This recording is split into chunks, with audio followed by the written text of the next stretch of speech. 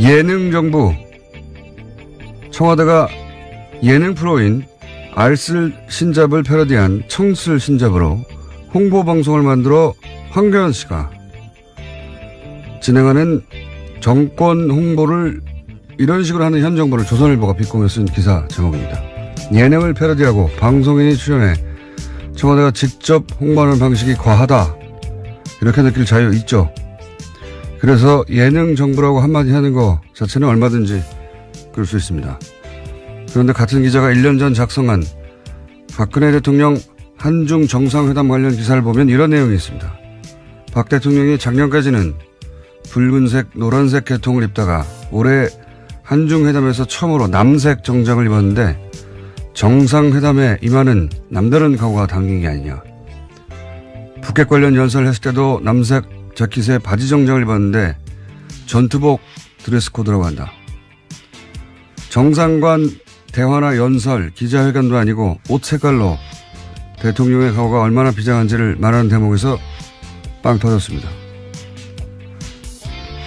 황교안 씨가 청와대 제작의 예능 패러디에서 정권 홍보를 하는 걸 예능 정부라고 할 거면 언론인이 자사 매체 지매를 통해서 이렇게 직접 대통령 홍보를 해주는 건 예능 언론이라고 해야죠. 요즘 조소를 벌리는 게 무척 즐겁습니다. 김원준 생각이었습니다. 제가 황교안이라고 했네요. 네, 황교익 선생님이십니다. 죄송합니다, 황교익 선생님. 다 말하고 보니까 생각이 났어요. 네. 나중에 오프닝을 새로 하겠습니다. 박근혜 대통령 패션 얘기 이런 거 정말 언론들이 많이 써줬거든요. 예. 만다린 컬러라고 하나요? 예. 예, 그렇죠. 예. 예. 차이나 컬러. 색깔만 바뀌는 바지 정장. 예. 근데 알고 보니까 최순실 씨가 자신의 취향으로 같은 의상실에서 같은 패턴으로 만들어 그런 거였어요. 예. 이걸 패션 얘기라고 얼마나 마사지를 해줬는지. 그런데 그랬던 조선일보가 지금 현 정부를 매일매일 비판하려고 하잖아요. 근데 정부가 아무리 못해도 매일매일 비판하기 쉽지 않거든요. 매일매일. 그래서 어떨 때는 폭소가 터집니다. 너무 애를 쓰니까 참 힘들겠다 싶어가지고 그 중에 나온 게 창의적인 예능 정부라는 비판이었어요. 황교안 선생님 죄송합니다. 갑자기 황교안 전 총리가 뜬금을 해버렸네요. 예. 제가 잘못했습니다. 첫 번째 뉴스는 뭡니까? 네, 어제 오후 3시 50분쯤 충북 제천시에 있는 복합 스포츠센터에서 불이 났습니다. 500명 가까운 소방 인력과 헬기를 포함해서 40여 대의 장비가 투입됐지만요. 불길은 6시간 지나서 밤 10시가 넘어서 잡혔습니다. 4차례에 걸친 수색 끝에 모두 29명이 숨지고요. 또 다른 29명이 다쳐서 병원에서 치료받고 있는 것으로 집계됐습니다. 사망자 대부분은 2층 여성 사우나에서 발견됐는데요. 훼손된 신체 일부가 추후가 발견되는 등 사망자가 더 늘어날 가능성도 있다라고 합니다. 사망자가 너무 많네요. 예. 사고 원인은 소방당국이 앞으로 정확하게 밝히겠지만은 장비 노동자 이야기도 나오더라고요. 예. 네, 그런 보도 나왔습니다. 이렇게 큰 사건도 이제 시간이 좀 지나면 다 잊혀질 텐데 장비 이야기가 나온 만큼 이건 이제 소방 당국에 대해서 비판하는 쪽의 기사인 건데 결국 다 돈이 있어야 해결되는 거거든요. 기계가 노후화된 탓이라서요. 예산 문제, 소방과 관련한 예산 문제 지난 이번 예산 때도 문제가 됐었는데 시간이 지나서 이 사건은 또 잊혀지겠지만 꼭 이 예산 문제는 다시 거론됐으면 좋겠습니다. 네. 장비를 바꾸려면 돈이 있어야 되죠. 자, 다음 뉴스는요. 네, 검찰이 군 내부 자체 수사기관에 맡겼던 사이버 댓글부대 수사를 조사에 나섰습니다. 국군 기무사령부의 국방부 댓글조사 TF 감청 논란 계기로요. 조사에 들어갔다라는 건데요. 검찰 관계자는 군 관계자를 참고인으로 조사 진행한 부분이 있고 추가로 조사할 수도 있다라고 밝혔습니다. 덧붙여서 국방부 TF에서 하고 있는 것과 별도로 진행하고 있는 부분이 있다라고도 밝혔는데요. 기무사의 조사 TF 감청 사실이 드러나면서 검찰의 군 댓글부대 수사는 활기를 되찾고 있다라는 겁니다. 아니, 굉장히 잘하는 거죠. 예. 군을 수사해서 군이 자체적으로 덮어버린 사건이나 축소해버린 사건의 역사는 정말 길어요. 정말 많은데, 그럴 때마다 이제 군의 특수성, 항상 얘기해 왔죠. 근데 이 사건은 군의 특수성 때문에 일어난 일이 아니에요. 애초부터. 이건 거꾸로 그 군의 특성을 굉장히 이제 폐쇄적이고, 예. 군 내부에서 대부분의 일들을 처리하는 자체적으로 그 특성을 이용했죠. 그래서 일반 수사로 할 수 없다는 점을 이용해서 군대 내에 정치적 댓글 알바 부서를 설치를 해버린 거 아닙니까? 모르게. 예. 군이 정치에 개입하는 걸 구태타라고 해요. 이건 그에 준하게 수사를 해야 수사를 해야 되는 것이고, 더군다나 이제 그 감청이 아니죠. 이건 도청이에요, 도청. 예. 자신들을 수사하는 TF를 도청을 해버린 거 아닙니까? 네, 그 수사 계획들을 미리 알고 있었다라는 겁니다. 압수수색의 의미가 예. 없도록요. 이거는 그래서 처음부터 다시 해야 된다고 제가 어제 말씀드렸는데, 검찰이 직접 나서서 군을 수사하는 게 굉장히 이례적이죠. 예, 이례적인데, 이건 그렇게 해야 되는 사건이 됐어요. 예. 군이 이때까지 하듯이 그렇게 자체적으로 덮어버리려고 한 거니까. 네, 지금까지는 전역한 사람들을 검찰이 하고요. 현역 군인들은 군 내부 국방부 TF에서 공조수사했다라고 하는데요. 그렇게 하지 않겠다라는 겁니다. 그러니까 민간인만 했었던 건데 이제 전역을 해서 좀 그럴 일이 아닌 게 된 거죠. 예, 맡겨둘 수가 없다. 예. 혹 때려다가 혹 크게 붙였다고 생각이 듭니다. 이건 뭐 당연히 이렇게 해야 되는 거라고 봅니다. 다음 뉴스는요. 네, 뉴스공장 청취자라면 플란다스 에케에 대해서는 다들 아실 겁니다. 다스 주식 모금 운동인데요. 이 플란다스 에케가 어제 150억 모금을 돌파했다라고 합니다. 모금에 참여한 인원은 3만 6천여 명인데요. 국민재산 되찾기 운동본부는 이 돈으로 자산관리공사가 매각하는 다스 주식 1만 주, 그러니까 3%가 넘는 것을 살 계획이라고 합니다. 3부에서 개조가 직접 나와 설명하긴 할 텐데, 어제 150억을 드디어 목표액을 달성했다는 걸 돈은 뉴스공장에서 모이고 보고는 JTBC에 가서 배신자. 뭐 이런 일이 한두 번 아니긴 합니다만, 좋은 일이니까 널리 알려주면 좋긴 합니다만, 이 기쁜 소식을 여기서 시작하고 여기서 담아왔는데 거기 가서 보고하면 우리는 어떡합니까? 안혜건 총장님 두고 봅시다. 3부에서. 자, 다음 뉴스는요. 네, 공정거래위원회가 2년 만에 순환출자 가이드라인을 바꿨습니다. 2015년 12월에 제정된 가이드라인인데요. 삼성 로비의 영향을 받아서 만들어졌다라는 사실이 뒤늦게 드러나서 이에 따른 조치를 한 겁니다. 공정위는 이 가이드라인을 소급 적용해서 2015년 합병 과정에서 삼성 SDI가 확보한 통합 삼성물산의 주식 404만 주를 추가로 처분해야 한다, 이렇게 요구했습니다. 이거 굉장히 중요한 뉴스인데 해설을 좀 해야 될 것 같아요. 네, 이게 주시한 뉴스입니다. 이게 이제 이런 뉴스는 경제면에 있고 복잡해가지고 의미 전달이 잘 안 되는데 매우 중요한 결정입니다. 이게 순환 출자 얘기는 많이 나왔잖아요. 그러니까 재벌 총수가 뭐 자신의 주식은 별로 없는데 지주회사 격인 하나 회사의 주식만 가지고 나머지를 순환 출자해가지고, 네, 전체를 지배하는 구조를 그렇죠. 만드는 뭐 예를 거죠. 들어서 삼성물산이 삼성전자를 지배하고 삼성전자가 삼성 SDI를 지배하고 뭐 이런 식으로. 그래서 순환 고리를 만드는, 여기에 대해서 이제 우리가 규정이 있어요. 이런 순환 출자를 못하게 하는 규정이 있는데, 이게 뭐하고 관련돼 있냐면 최순실 게이트하고 관련이 있습니다. 최순실 게이트 당시 우리가 다 알듯이 이제 삼성물산과 그리고 제일모직이 합병을 했잖아요. 그때 이번에 이재용 재판 판결문을 보면 삼성의 미전실, 유명한, 지금 최순실, 정유라 말 지원을 했다고. 네, 장충기 차장도 거기서 소개했습니다. 네. 거기 판결문을 보면 거기서 로비를 해서 공정위의 방침을 바꿨다는 거거든요. 실제로, 다른 방침이 있었는데 그걸 로비를 해서 바꿨다는 겁니다. 바꾼 내용이 뭐냐면, 이렇게 이제 순환 출차를 하는 가운데 삼성물산과 제일모직이 합병을 했잖아요. 훨씬 큰 회사가 됐지 않습니까? 그러니까 2015년에 공정위는 뭐라고 했냐면, 이거는 강화됐다. 기존에 이렇게 고리가 있었는데 그 고리가 더 튼튼하게 강화됐기 때문에 기준 강화된 만큼을 덜어내라. 그렇게 별로 문제가 없는 거 같잖아요. 이렇게 보면. 근데 그 가이드라인 자체가 삼성이 로비를 해서 그렇게 했다는 거예요. 그럼 원래 어떻게 했어야 되느냐.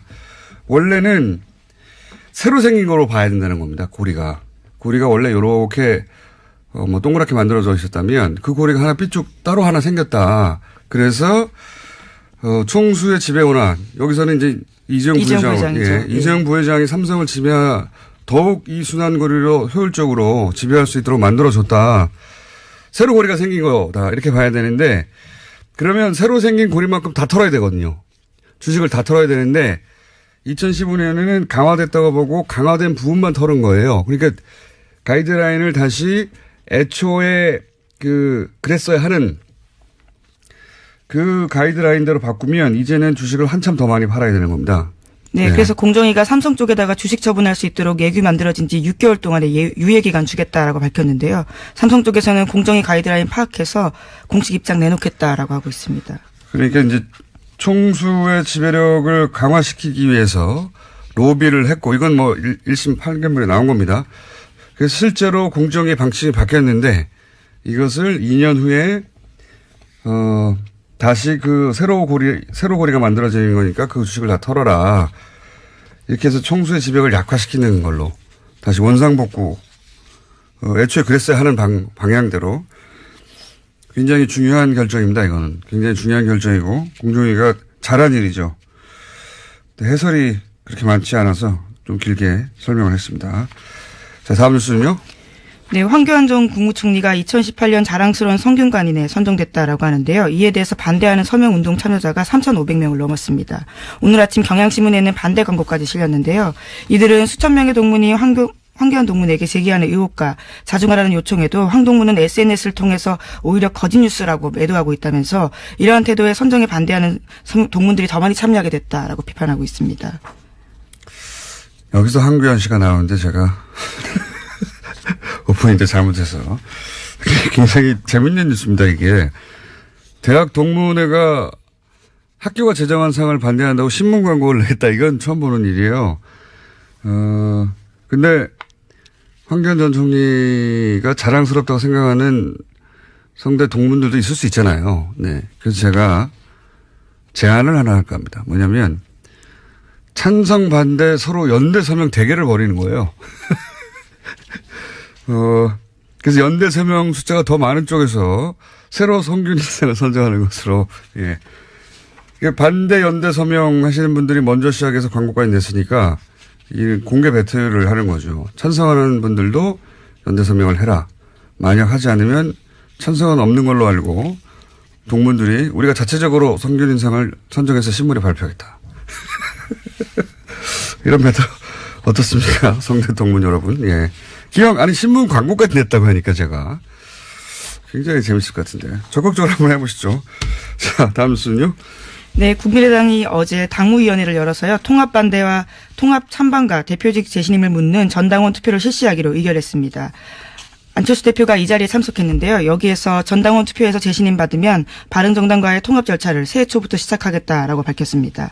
통합 시간표도 나왔는데요. 27일에서 30일 사이에 전당원 투표를 실시하고요. 31일에 결과를 공표하겠다라는 겁니다. 그렇군요. 예, 이 뉴스도 상당히 주시한 뉴스입니다. 간만에 해설을 좀 본격적으로 해보자면 당무위는 당연히 통과돼요. 왜냐하면 안철수 대표 쪽 사람들이 과반이 넘으니까 한 70여 분 되는데 과반이 넘으니까 통과될 거니까 하자고 했죠. 당연히. 그건 통과될 건데 제가 어제 이제 프레임이라는 건 단어 선택부터 시작되는 거라고 정면 승부라는 것도 하나의 프레임이고 단어 선택도 사실은 보수 진영이 혹은 보수 매체가 이 프레임으로 안철수 대표를 보호한다고 이렇게 볼 수 있어요.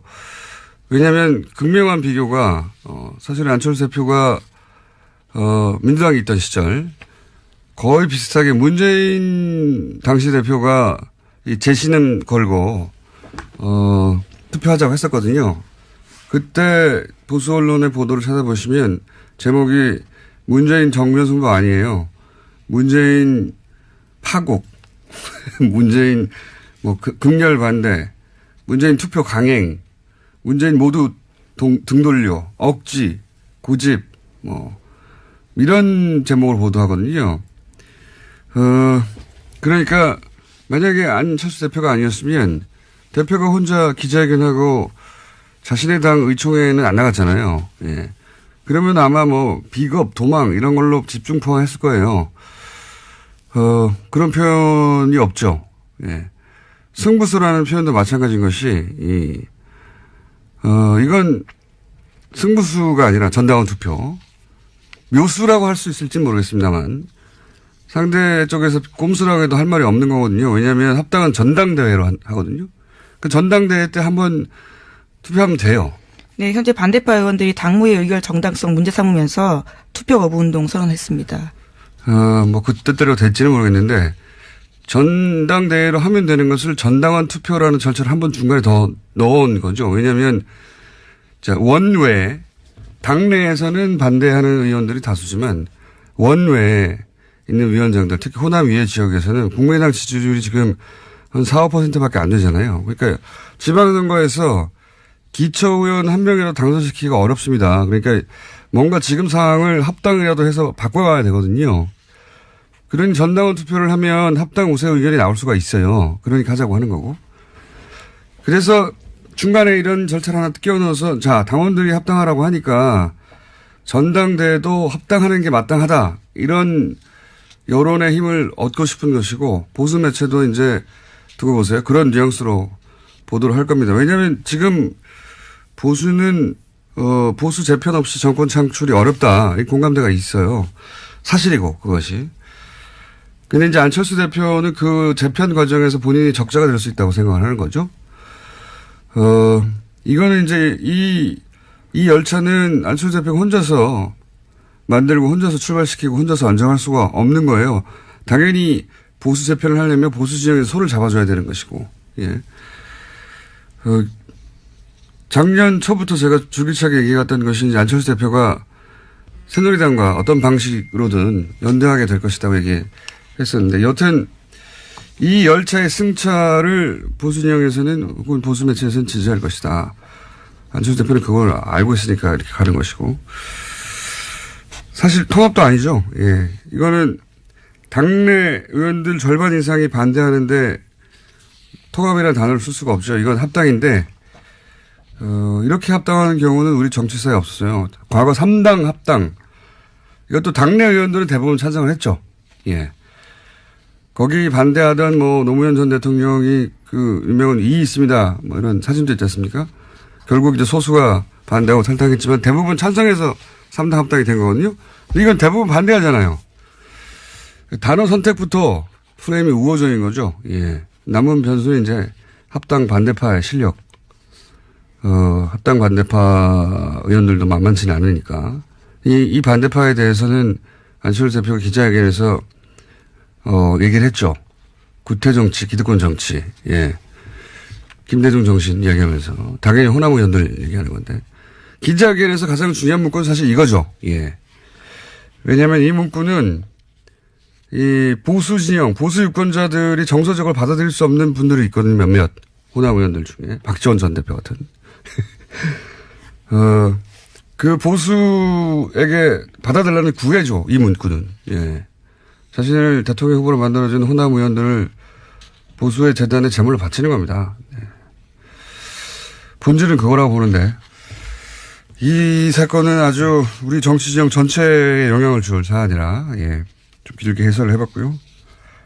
자, 다음 순 뭡니까? 한두 개 정도 할 수 있을 것 같습니다. 네, 자유한국당 지도부가 내용을 겪고 있습니다. 홍준표 대표가 인적 청산에 반발하는 류여의 최고위원을 주막집 주모로 빗대자 류 최고위원은 낯술 드셨냐라고 들이박았는데요. 류 최고위원은 페이스북에다가 이렇게 썼습니다. 여성 비하에 남성 우월주의에 빠진 홍마초, 지금도 대지 발정제 갖고 다니시는 건 아니죠? 라고 비난을 했는데요. 당원들이 뽑은 2등 최고위원인 저에게 여자라는 이유로 주모라고 하다니 낯술 드셨냐라고 됐습니다. 네. 두 사람 간에, 네. 스타일도 굉장히 비슷한데, 예, 서로 각을 세우다 보니까 대단한 말들을 오가고 있네요. 네. 네, 또 오늘도요, 또 대법원에서 홍준표 대표에 대한 대법원 선고가 있을 예정입니다. 알겠습니다. 그 선고 역시 다음 정계 개편에, 보수 정계 개편에 지대한 영향을 미칠 변수가 되는 거죠. 지금 안철수 대표의 합당, 저는 합당이라고 부르는 게 맞다고 보는데, 예. 합당 열차, 이 대법원 판결 둘 다 지대한 영향을 미칩니다. 네, 1심은 유죄였고요. 2심이 무죄였기 때문에 3심이 지금 어떻게 될지. 알겠습니다. 오늘은 여기까지 하겠습니다. 시사인의 김은지였습니다. 감사합니다. 이렇게 큰 사건도 이제 시간이 좀 지나면 다 잊혀질 텐데 장비 이야기가 나온 만큼 이건 이제 소방 당국에 대해서 비판하는 쪽의 기사인 건데 결국 다 돈이 있어야 해결되는 거거든요. 기계가 네. 노후화된 탓이라서요. 예산 문제, 소방과 관련한 예산 문제, 지난, 이번 예산 때도 문제가 됐었는데, 시간이 지나서 이 사건은 또 잊혀지겠지만, 꼭 이 예산 문제는 다시 거론됐으면 좋겠습니다. 네. 장비를 바꾸려면 돈이 있어야 되죠. 자, 다음 뉴스는요. 네, 검찰이 군 내부 자체 수사기관에 맡겼던 사이버 댓글 부대 수사를 조사에 나섰습니다. 국군 기무사령부의 국방부 댓글 조사 TF 감청 논란 계기로요, 조사에 들어갔다라는 건데요. 예, 비판이었어요. 황교안 선생님 죄송합니다. 갑자기 황교안 전 총리가 뜬금을 해버렸네요. 예. 제가 잘못했습니다. 첫 번째 뉴스는 뭡니까? 네, 어제 오후 3시 50분쯤 충북 제천시에 있는 복합 스포츠센터에서 불이 났습니다. 500명 가까운 소방 인력과 헬기를 포함해서 40여 대의 장비가 투입됐지만요. 불길은 6시간 지나서 밤 10시가 넘어서 잡혔습니다. 4차례에 걸친 수색 끝에 모두 29명이 숨지고요. 또 다른 29명이 다쳐서 병원에서 치료받고 있는 것으로 집계됐습니다. 사망자 대부분은 2층 여성 사우나에서 발견됐는데요. 훼손된 신체 일부가 추후가 발견되는 등 사망자가 더 늘어날 가능성도 있다라고 합니다. 사망자가 너무 많네요. 예. 사고 원인은 소방 당국이 앞으로 정확하게 밝히겠지만은 장비 노동자 이야기도 나오더라고요. 예. 네, 그런 보도 나왔습니다. 예능 정부. 청와대가 예능 프로인 알쓸 신잡을 패러디한 청쓸 신잡으로 홍보 방송을 만들어 황교안 씨가 진행하는 정권 홍보를 이런 식으로 하는 현 정부를 조선일보가 비꼬며 쓴 기사 제목입니다. 예능을 패러디하고 방송인이 출연해 청와대가 직접 홍보하는 방식이 과하다. 이렇게 느낄 자유 있죠. 그래서 예능 정부라고 한마디 하는 거 자체는 얼마든지 그럴 수 있습니다. 그런데 같은 기자가 1년 전 작성한 박근혜 대통령 한중 정상회담 관련 기사를 보면 이런 내용이 있습니다. 박 대통령이 작년까지는 붉은색, 노란색 계통을 입다가 올해 한중회담에서 처음으로 남색 정장을 입었는데 정상회담에 임하는 남다른 각오가 담긴 게 아니냐. 북핵 관련 연설을 했을 때도 남색 자켓에 바지 정장을 입었는데 전투복 드레스 코드라고 한다. 정상관 대화나 연설, 기자회견도 아니고 옷 색깔로 대통령의 각오가 얼마나 비장한지를 말하는 대목에서 빵 터졌습니다. 황교안 씨가 청와대 제작의 예능 패러디에서 정권 홍보를 하는 걸 예능 정부라고 할 거면 언론인이 자사 매체 지매를 통해서 이렇게 직접 대통령 홍보를 해주는 건 예능 언론이라고 해야죠. 요즘 조소를 벌리는 게 무척 즐겁습니다. 김원준 생각이었습니다. 제가 황교안이라고 했네요. 네, 황교익 선생님이십니다. 죄송합니다, 황교익 선생님. 다 말하고 보니까 생각이 났어요. 예. 나중에 오프닝을 새로 하겠습니다. 박근혜 대통령 패션 외교 이런 거 정말 언론들이 많이 써줬거든요. 예. 만다린 컬러라고 하나요? 예. 예, 그렇죠. 예. 차이나 컬러. 색깔만 바뀌는 바지 정장. 예. 근데 알고 보니까 최순실 씨가 자신의 취향으로 같은 의상실에서 같은 패턴으로 만들어 그런 거였어요. 예. 이걸 패션 얘기라고 얼마나 마사지를 해줬는지. 그런데 그랬던 조선일보가 지금 현 정부를 매일매일 비판하려고 하잖아요. 근데 정부가 아무리 못해도 매일매일 비판하기 쉽지 않거든요. 매일매일. 그래서 어떨 때는 폭소가 터집니다. 너무 애를 쓰니까 참 힘들겠다 싶어가지고 그 중에 나온 게 창의적인 예능 정부라는